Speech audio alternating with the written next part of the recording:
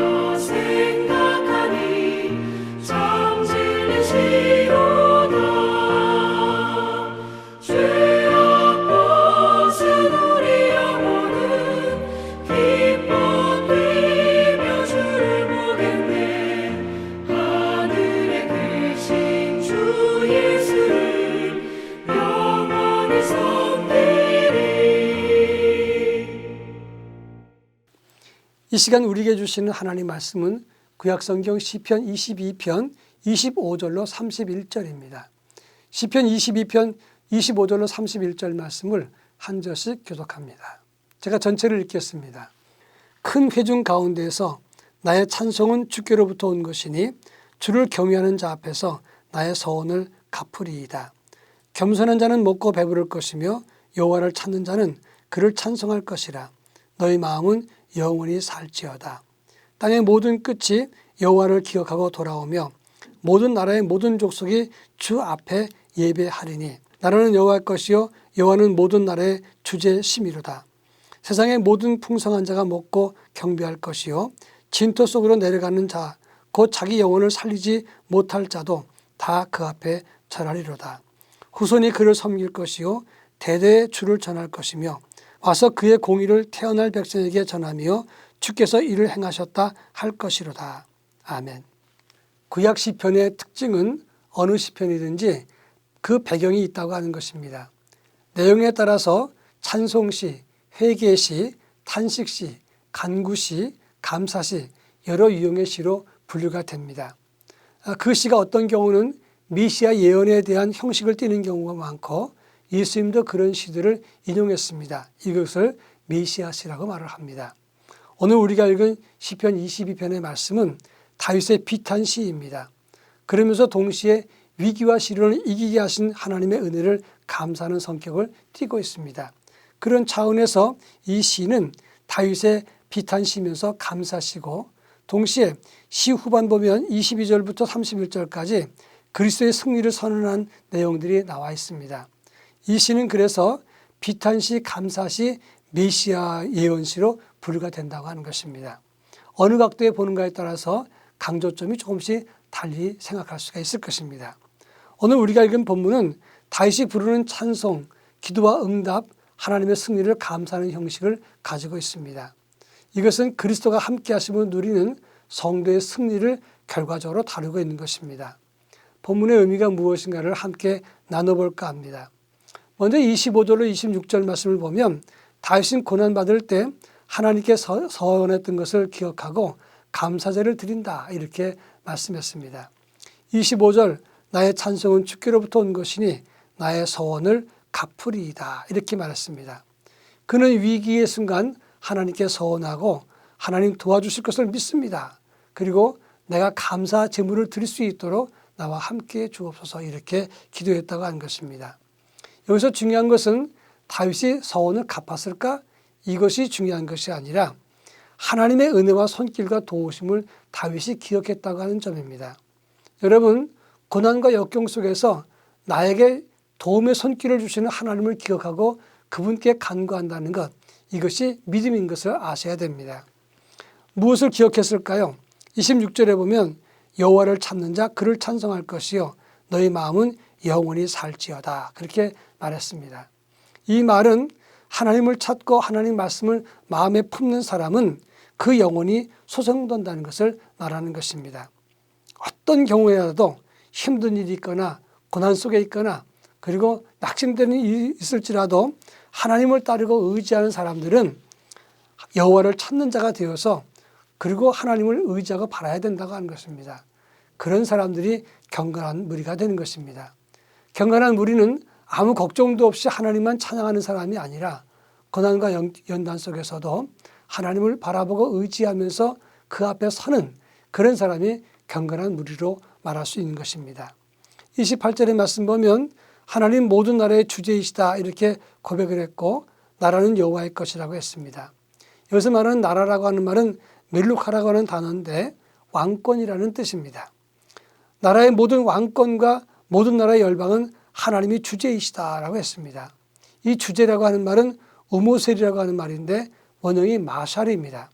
마샬은 여러분 알다시피 지배한다, 다스린다, 통치한다는 뜻입니다. 한마디로 말하면 모든 왕권은 하나님께 있다는 것입니다. 이것은 두 가지 의미를 지는데 문구 그대로 하나님은 모든 권세와 영광과 존귀의 주체가 된다는 말입니다. 만왕의 왕, 모든 것이 통치자가 된다는 뜻입니다. 또 한 가지는 이 세상 원수들이 아무리 믿는 사람들을 괴롭히고 의로운 사람들을 핍박해도 이 모든 것을 다스리는 분은 하나님이라는 뜻입니다. 의로운 사람이 핍박을 받고 그리고 억울한 일을 만나고 고통스러운 일을 많이 만났을 때 우리는 하나님이 어디 계신가? 하나님은 이것을 다스리지 못하시는가? 회의스러운 생각을 가질 때가 있을 것입니다. 그러나 하나님은 모든 것을 다 다스리고 반드시 갚으신다고 하는 것입니다. 이것이 다윗의 고백이고 우리의 신앙 고백이 되는 것입니다. 우리는 역사의 주인, 모든 것을 절대 왕권을 가신 하나님을 의지하는 사람입니다. 지금 눈앞의 현실이 안개처럼 보이지 않고 그리고 두려운 일이 많아도 우리 모두가 당당해야 될 이유가 여기 있는 것입니다. 바로 이것을 회복하는 믿음, 이걸 가져야 되는 것입니다. 마지막으로 29절로 31절에 보면 모든 인생들이 하나님을 찬양하고 그분만을 잘 섬길 수 있어야 된다, 이렇게 말하고 있습니다. 29절, 풍성한 사람도 하나님을 경배하라. 그리고 진토 속에 내려가는 사람도 하나님을 경배하라, 섬기라, 이렇게 말했습니다. 풍성한 사람, 여유롭고 넉넉한 사람도 하나님을 경외하는 것이 맞지요. 그런가 하면 진토 속에 내려가는 사람, 이 진토 속에 내려가는 사람은 추락하는 인생, 가난한 사람, 죽어가는 사람을 말하는 것입니다. 그런 사람들도 하나님을 섬기게 된다는 걸 말하고 있습니다. 30절에 그의 후손까지 하나님을 섬기고 이를 대대에 전하라 그랬습니다. 열방의 모든 인간, 모든 유형의 사람, 당대뿐 아니라 다음 세대까지 다 하나님을 섬기라고 강조하고 있습니다. 그 이유는 하나님만이 세상을 다스리고 인생을 건지시고 새롭게 일으켜 주실 분이기 때문에 그럴 것입니다. 앞으로 오실 메시아에 대한 예언이기도 하지만 우리 성령 받고 부활신앙을 가졌다면 바로 시련과 역경 속에서도 여호와만을 찾는 믿음의 사람으로 세워져야 될 것입니다. 이것을 회복하는 것이 영성 회복인 것이고 어떤 상황 속에서도 하나님을 섬기리 이런 믿음을 잃지 않는 것이 그것이 영성이 강한 것이라고 말할 수가 있는 것입니다. 이 같은 영성과 믿음의 회복이 우리 모두에게 있기를 바랍니다. 다 같이 기도합니다. 자비하신 주님의 은총을 감사드립니다. 다윗이 환난과 역경 속에서도 하나님이 도우시는 것을 믿고 기도했던 것처럼 저희도 고난과 역경 속에서 현실이 답답할지라도 하나님 바라보고 의지하는 삶을 가질 수 있게 도와주옵소서. 이것을 회복하는 것이 영성 회복이고 믿음의 능력이 있는 것인데 이와 같은 믿음과 능력 속에 저희 모두가 거하도록 붙잡아 주옵소서. 서울양신 공동체 우리 모두에게 이와 같은 영성 회복이 나타나도록 인도해 주옵소서. 예수님의 이름으로 기도합니다. 아멘.